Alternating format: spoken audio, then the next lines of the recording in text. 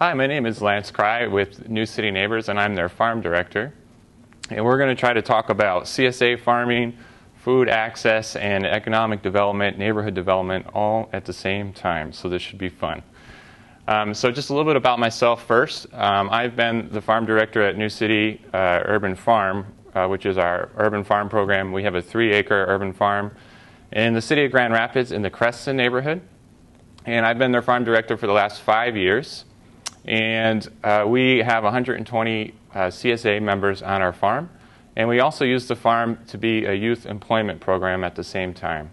So we employ 10 neighborhood youth from the surrounding Creston neighborhood to be our employees. They work on the farm, but then they also are able to participate in a job skills curriculum. So kind of what that looks like for them is they're going to work with us 18 hours a week. And 10 of those hours are going to be working out in the field, harvesting, weeding, doing everything that vegetable growing takes. And then the other 5 hours are going to be in the kitchen with our farm chef, Joel Schramm.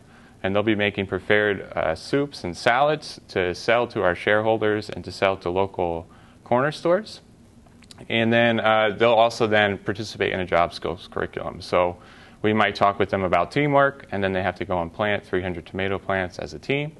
Or we'll often talk about conflict resolution after we've been weeding next to each other for 3 weeks, because obviously somebody's pulling their weight and somebody isn't. And so how do you have those conversations professionally without like trying to punch each other in the face, which is maybe their first instinct as high school students. So that's a little bit about the farm, what I do. And I want to kind of just talk about why this matters with food accessibility and pantries participating in this kind of model. So the first thing that I would say is that if we're going to think about food accessibility, I think we should also be thinking at the same time about economic accessibility. And so we might just want to start from this place of let's just get as much food in the hands of our pantry growers as possible. But I think we all kind of know that the reason that a pantry grower is at a pantry is because they probably have limited access to economic opportunity. And so we need to think about that as we think about our solutions, and think about if there's ways that we can have solutions that can be win-win solutions. So rather than just trying to treat the symptom, mainly we have people that have limited access to funds, so they have limited access to food. Rather than just trying to give those people food, maybe we can think a little bit more creatively about how we spend our dollars to remedy that food accessibility problem. And so this is where I think local food and local CSA farms can be a really valuable thing. So let me just back up a little bit and let's talk about what a CSA farm is. So the acronym CSA stands for Community Supported Agriculture. It's a model that was developed in the 1980s in Japan, actually, and then it came over to the US.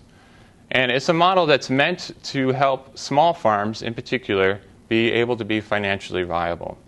One of the biggest issues with farming is how do you make money? So farmers are typically always financially struggling. The USDA says that 9 out of 10 farmers have to work a second job to be able to financially support themselves. They're also, of all occupations, the second most likely to be receiving food benefits from the government. So ironically, farmers are the second most likely to be accepting, are being given EBT and SNAP dollars. So it's kind of an interesting dynamic. So anyway, this model, CSA, helps farmers become a little bit financially viable, particularly small-scale farmers. And how and why is that happening? Well, most large-scale farms, I think if we're driving down the highway, if we look to our left or to our right, they're going to be growing 1 or 2 crops, mainly corn or soy. So they have a whole farm that's kind of built on growing corn, or a whole farm that's being built on growing soy. And they have highly mechanized tools to be able to do that cost a lot of money. So a tractor, the thing that they use to spray that, maybe that cost them $500,000. They needed to get a return on that. So they need to grow food at a very, very large scale. That's all well and good, except that none of us can just eat corn and none of us can just eat soy. We need to eat a wide range of crops. It's also true that organic farming always prefers a farm that grows a wide variety of crops. So typically the terminology between those two is a monoculture or a polyculture. So mono meaning one and polyculture meaning many. So those corn and soybean farms are monoculture farms. They're growing just one crop. But farming, particularly organic farming, is trying to do something a little bit differently. And typically the way I think about organic farming is this. I think an organic farmer, they have rules that they have to follow: no chemical pesticides, no chemical fertilizers, no genetically modified seeds. Those are definitions that we typically think of when we think about organic farming. But when I define organic farming, what I think of is a farmer that's trying to mimic nature or the organic environment around them. So I, as a farmer, what I'm trying to often do is ask myself, what does the woods look like? How does the forest look, and how might I mimic that or imitate that as much as I can? So if you were to look around in the woods, you would never walk and just stumble upon a woods full of 1,000 acres of maple trees or 1,000 acres of oak trees, for example. So that says something. It says that the woods, or nature, the organic environment, prefers lots of different species of plants growing all next to each other. And so an organic farmer knows that and wants to pay attention to that and wants to mimic that as much as possible.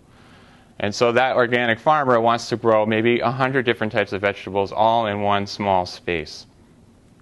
Well, to be able to do that, you're going to, first of all, need a little bit less mechanized tools, because if I'm going to grow 100 different crops, I can't buy a $200,000 machine to harvest my corn, but then also watermelons, and then also pole beans and peas, et cetera, et cetera.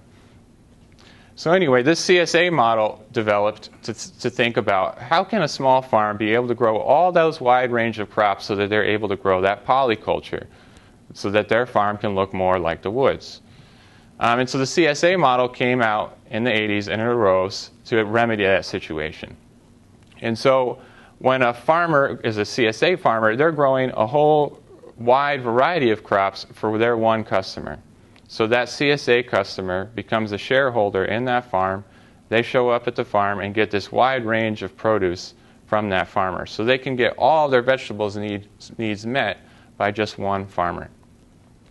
So I think it's an exciting model. It's a model that lets the organic farmer grow organically in the way that they want. But then there's also this community dynamic that's involved in it as well. And so I think it's important when we think about food that we allow that there's a connection to food. And what that community then kind of arises out of that model. So when I have a shareholder, I can get to know who's eating my food. And the person eating my food gets to know who grew their food. And we can have a relationship together. And that relationship then has additional value. So I can grow the way that I want to grow in terms of being able to grow a wide variety of products, but then I'm also able to know and build a relationship with my customer. And so then when that customer comes and interacts with me, we can have conversations about the different food that I'm growing. So in conclusion, I'm excited about this project and where we're heading, and that pantries are thinking about local food. I think we can have a really large impact, and it will have an impact that's larger than just feeding our pantry goers. It will have environmental impacts. So we've just already discussed the ways that these dollars can impact the environment. Farming is one of the largest environmental impacts that we have in our surrounding area, our state, but then these also have effects to our neighborhoods and to our communities. And so when we see algae blooms in Lake Erie, those are happening because of the way that we're farming right now. And those algae blooms affect people that live along the lakes, but the rivers that go into those lakes, all those neighborhoods, all those communities are being affected by those negative environmental impacts. And so if our dollars can mitigate that, that can give us larger impacts than just food. We'll also see economic impacts. So local food means there's more small-scale local businesses. That means there's more opportunities for our constituents, the people that are in our neighborhood. For New City Neighbors, that's those 10 youth. So those youth then have access to opportunity. So they have access to food, hopefully, in the end. If those 10 students become equipped to go to college, to get a high-paying job, then they don't end up at that pantry door in the first place. And so those dollars are having those kind of economic impacts as well.